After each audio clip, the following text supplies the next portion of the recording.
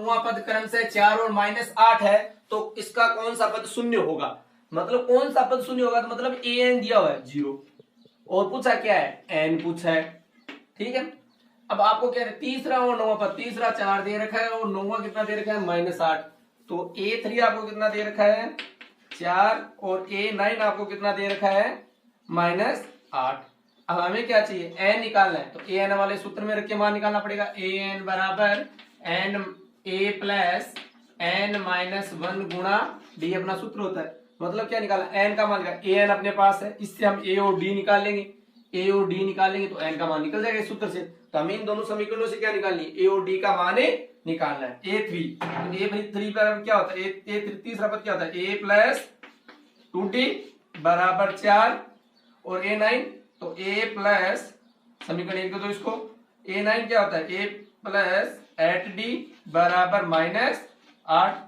अब इससे घटाएंगे तो a कट जाएगा, इससे तो d का मान आ जाएगा। हाँ, a प्लस 8d। अब देखो समीकरण 1 में से समीकरण 2 को घटाने पर घटाएंगे तो a प्लस 2d बराबर 4, a प्लस 8d बराबर -8। चिन्ह चेंज कर दो भाई, माइनस माइनस और प्लस, a से a कैंसिल आउट हो गया, माइनस के 8 है, प्लस के तो माइनस के 6d बराबर ये कितने हो गए भाई? 12। तो d बराबर कितना आ जाएगा? 12/-6। तो d का मान कितना आ गया? -2। d का मान -2 आ गया। अब देखिए हमें किसका मान चाहिए? अब a का मान चाहिए, तो लिख दो समीकरण 1 में d का मान रखने पर, समीकरण 1 में d का मान रखिए, क्योंकि d का मान आ गया समीकरण में रख दो, a और d दो पद ही हैं, d का मान रखती है, a का मान आ जाएगा। तो a प्लस 2d बराबर हमें 4 दिया हुआ है। a का मान कितना निकालना है? a प्लस 2 गुणा -2, क्यों? d का मान -2 है और बराबर 4। तो a बराबर -2 को गुणा किया 2 से तो माइनस के 4 और बराबर 4। तो a बराबर 4, माइनस के 4 इधर आए तो किसको? प्लस के 4। तो a बराबर 8। a का मान कितना हो गया? 8। अब हमें क्या निकालना है? n का मान निकालना है। तो n का मान अपना सूत्र क्या है? देखो भाई, an का मान कितना है? 0 बराबर a का मान कितना है? 8 प्लस n का मान ज्ञात करना है, n -1 गुणा d का मान -2, तो -2 से गुणा कर दो। 0 बराबर 8 प्लस n को गुणा करो -2 से, -2n प्लस 2। अब गणित संख्या इधर लेके आ जाओ, -8 को इधर लेके माइनस के 8 और -2 प्लस के 2 को लेके इधर तो माइनस के 2 बराबर -2n, माइनस के 8 और माइनस के 2 माइनस के 10 बराबर -2n, माइनस माइनस कट गए तो 10/2 बराबर n बराबर क्या आ गया? 5। तो n की जगह कौन सा पद है? शून्य, 5वां पद इसका। अंतर श्रेणी का तीसरा पद 16 है, तो तीसरा पद मतलब A3 बराबर 16। मतलब कैसे लिख सकते हैं? a प्लस 2d बराबर 16, ये समीकरण 1 ले लो। ठीक है, लिख दें। और 7वां पद 5वें पद से 12 अधिक है। मतलब कैसे लिखेंगे? 7वां पद मतलब A7, वह पद 5वें पद से, मतलब 5वें पद से कितना अधिक है? 5वां पद इसमें से घटा देंगे तो 12 आ जाएगा। ये कह रहा है, क्या कह रहा है? कि 7वां पद 5वें पद से 12 अधिक है। मतलब 7वें पद में से 5वां पद घटा देंगे तो उत्तर 12 आते हैं। लेकिन ये कह रहे हैं ना, 7वां पद 5वें पद से 12 अधिक है, मतलब इसमें से इसको घटाएंगे तभी तो आएंगे ना। तो इसका मान वैल्यू पुट कर दो। चलो ये अपना स्टेटमेंट क्या है? अब क्या है? A7 को क्या लिख सकते हैं? a plus 6d minus A5 को क्या लिख सकते हैं? a प्लस 4d, इसको कोष्टक में लेना पड़ेगा, माइनस का चिन्ह गुना होगा भी, बराबर 12। a plus 6d minus a, minus के चिन्ह से गुणा कर दो, -4d बराबर 12। ठीक है, अब देखो a से a कैंसिल आउट हो गया, 6d प्लस की और 4d माइनस की, कितनी बच गई? d, 2d प्लस की बच गई ना, और बराबर 12। तो d बराबर कितने आ गए? 12/2, 2 इधर चले गए, d बराबर 6। d का मान 6 आ गया। अब a का मान, d का मान हम समीकरण 1 में रख देंगे तो क्या आ जाएगा? a का मान आ जाएगा। तो तो d का मान समीकरण 1 में रखने पर क्या समीकरण क्या है, a प्लस 2d बराबर 16, a प्लस 2 गुणा 6 बराबर 16। ठीक है जी, a बराबर 12 हो गए, 16 में से 12 गए, कितने बच गए, a का मान कितना आ गया 4, तो a बराबर कितने आ गए 4। अब अपने पास मान आ गए। अब पूछा क्या है, क्या ज्ञात करें, तो समांतर श्रेणी ज्ञात कीजिए। समांतर श्रेणी अपने में पहले ही बताया था, समांतर श्रेणी ज्ञात करने के लिए क्या पद होता है, पहला पद a, दूसरा पद क्या होता है, पहला पद a1 बराबर क्या होता है, a1 बराबर a, a2 का मान क्या होता है a प्लस डी, a3 का मान क्या होता है a प्लस 2d, और a4 का मान क्या होता है a प्लस 3d। ऐसे कितने पद ज्ञात कर लो। तो एक a का मान कितना है अपने पास 4, तो पहला पद 4। दूसरा क्या, a और d को जोड़ दो, a और d का मान 6 और a का मान 4 है, तो 4 प्लस 6 बराबर 10, दूसरा पद 10। अब के तीसरा पद a का मान कितना है 4 और d का मान 2 गुणा 6, तो 12 में 4 जोड़े 16, और इसी प्रकार 4 प्लस 2 गुणा 3 गुणा 6, 18 4 22। तो ये इसका आंसर हो गया। 3 अंकों वाली कितनी संख्या है 7 से विभाज्य, मतलब 3 अंकों की संख्या कितनी हो 7 से विभाज्य। पहले तो समांतर श्रेणी से ज्ञात करेंगे। n पूछा है, संख्या पूछेगी कितनी संख्याओं में 7 का भाग पूरा पड़ जाता है। 3 अंकों वाली 100 से स्टार्ट होती है और कहां तक जाती है 999 तक जाती है। अब 7 से विभाज्य वाली पूछी है इसने बात, तो ये 3 संख्या तो यहाँ तक जाती है, इसके आगे 1000 आ जाते हैं, इसके पीछे 99 आते हैं, 2 संख्या देती है, इसके आगे वाली 4 संख्या वाली, 3 संख्या वाली है। तो पहले पूछी है कि 3 से अंक विभाज्य वाली, 3 अंक वाली 7 से विभाज्य पूछी है, तो 7 का भाग पहले ऐसी कौन सी संख्या जिसमें 3 का भाग जाता हो, तो पहली वो संख्या है 105, जिसमें 3 अंकों वाली ऐसी संख्या पहली संख्या है जिसमें क्या 7 का भाग जाए, तो 105 है वो। इसके बाद अगली संख्या कौन सी है 112, और उसके बाद 119, ऐसे डेश डेश से करके जाएंगे, और लास्ट वाली अंतिम ऐसी संख्या कौन सी होगी 195, 99 में 7 का भाग नहीं जाता, 998 में नहीं जाता, 996 में नहीं जाता, 995 में नहीं जाता, 994 में भाग जाता 7 का। 3 अंकों की ऐसी संख्या जिसमें 7 का भाग पूरा जाए, अंतिम संख्या कौन सी है 994। 994 के बाद 7 का भाग किसी संख्या में नहीं जाएगा, तो ये अपने पास एक एपी मतलब समांतर श्रेणी बन गई। ठीक है, अब इसका a कितना हो गया 105, d कितना हो गया, d तो सबको पता है अंतर 7 7 का, d कितना हो गया 7, और an का मान कितना हो गया 994। ये हो गया यहां तक।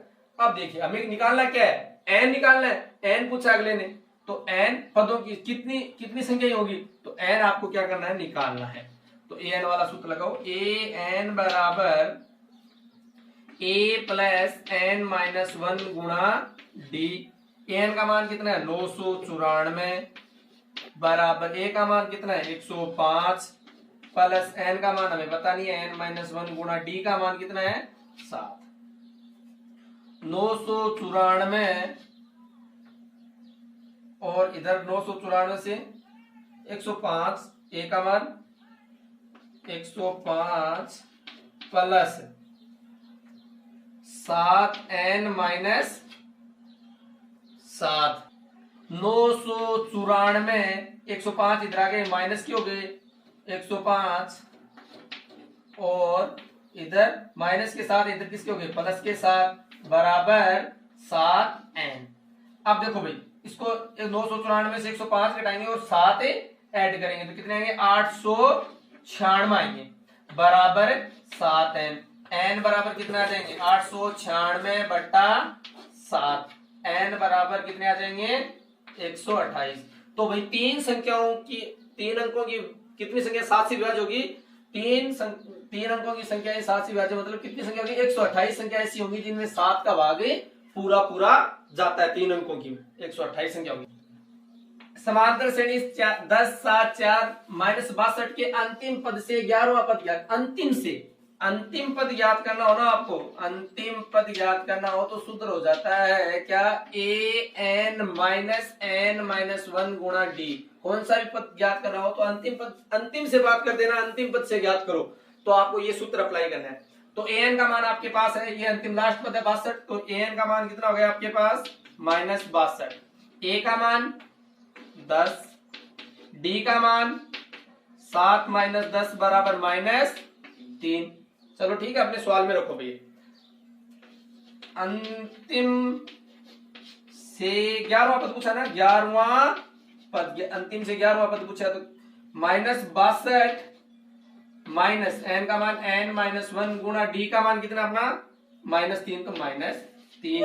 अंतिम से 11वां पद, तो -62 का -62 -3, यहाँ n का मान भैया हमें दे रखा है, 11वां पद ज्ञात करना है तो n का मान 11 है, ठीक है। अब -62 बराबर माइनस कितना, 10, 11 में से गया 10 गुणा -3, ठीक है भाई, -62 और माइनस कितने, माइनस के 30, 3 को गुणा किया, -3 को 10 से गुणा किया -30, तो -62 माइनस को गुणा किया प्लस और 30, देखो 62 में से 30 गए प्लस के कितने, माइनस के 32। तो भाई अंतिम पद, अंतिम से 11वां पद क्या होगा, माइनस का 32। यहाँ n का मान आपको 11 दिया हुआ था, समीकरण में n का मान, a n का मान और d का मान रख दिया, तो अंतिम से 11वां पद अपना सूत्र था, ये अप्लाई कर दिया हमने, d और a n, ये तीन चीजें चाहिए रहती है अंतिम से ज्ञात करने के लिए, और हमने रख दिया, सूत्र में अप्लाई किया और अपना आंसर आ गया।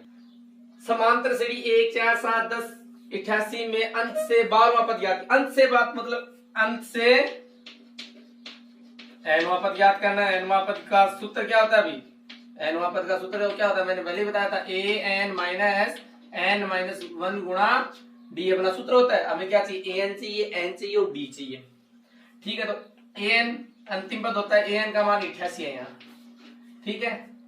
a का मान लिखने की जरूरत नहीं है, a का चाहिए ही नहीं हमें। n का मान 12वां पद ज्ञात करना था, n का मान 12, d का लो, 4 में से 1 गया 3, तो d का मान 3, अपना सूत्र अप्लाई करो भाई। an सूत्र होता है an, कौन सा पद क्या है, अंत से 12वां पद, अंत से 12वां पद निकालना है, an माइनस n-1 गुणा d, अपना सूत्र अप्लाई कर दिया।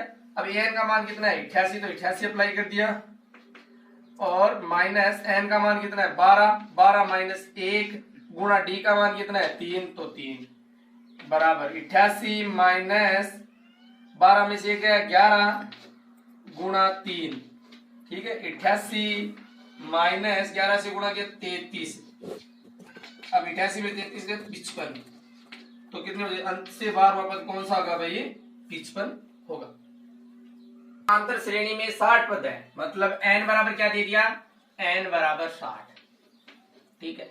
यदि उसका प्रथम पद तथा अंतिम पद क्रम से 7 और 125 है, मतलब a बराबर 7 दे रखा है और an बराबर 125 दे रखा है।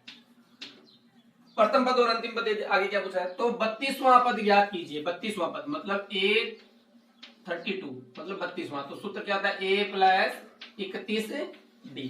अब हमें क्या चाहिए, a चाहिए और d चाहिए, a और d चाहिए, तो हम अपना सूत्र लगा लेंगे, an बराबर a प्लस n-1 गुणा d।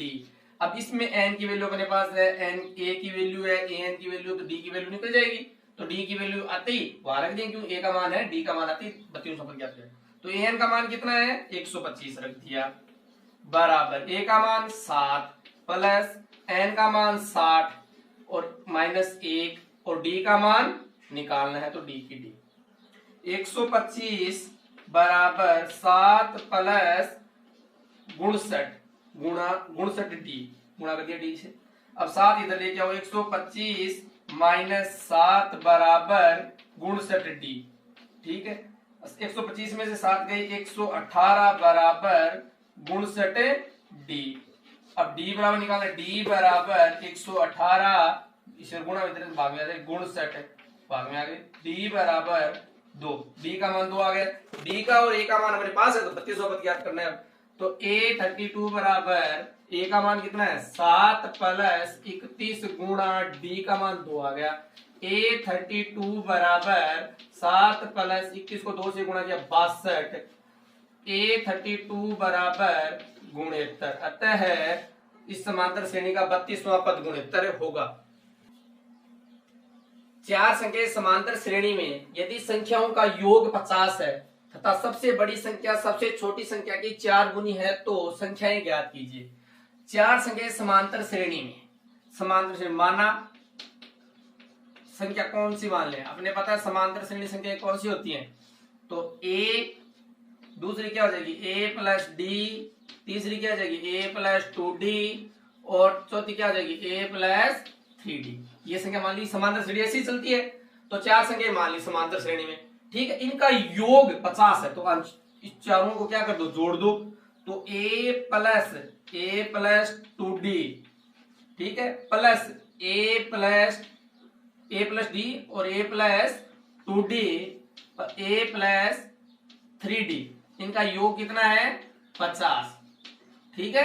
अब देखो a कितनी हो गई 1 2 3 4, तो 4a प्लस d, देखो 1 2 3 3 3 6d बराबर 50, ठीक है। यहां तक आया, तो इसमें से 2 कॉमन आ रहे, 2 कॉमन निकालो भाई, 2 कॉमन आ रहे, तो यहाँ 2a प्लस 3d बराबर 50, ठीक है।